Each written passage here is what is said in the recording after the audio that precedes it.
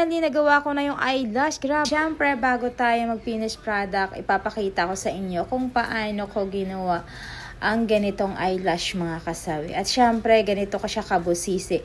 Kaninang umaga, kung mapapansin nyo, is pinasis namin. So, tinuro sa amin kung paano maglagay, step by step.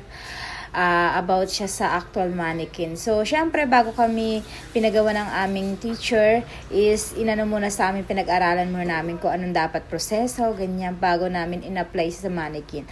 Kung mapapansin nyo, mga kasi, grabe, kanina parang na-realize ko na napakadali lang niya tingnan, napaka-ano niya lang, kasi nga, hindi pa kami yung gumagawa. Pero nung kami na actual sa mannequin, doon ko lang na-realize na sobrang hirap pala, mga kasawi, na ilalagay siya sa ganito. Kasi alam niyo ba kung bakit?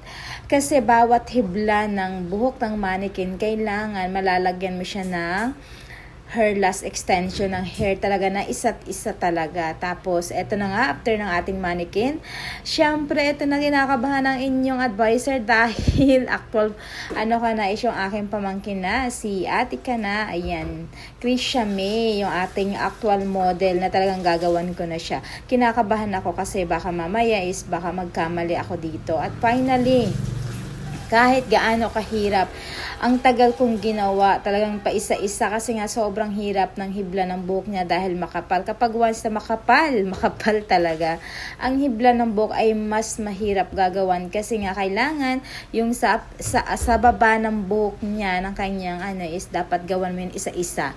At eto, finally na mga kasabi, natapos ko na din sa wakas. At sa halos 5 oras ko siyang ginawa. Sobra, ayan. Eto kasi nga, ang tagal ko, ang bagal ko dahil ayaw ko baka mamaya ay masaktan ko yung pamangkin ko.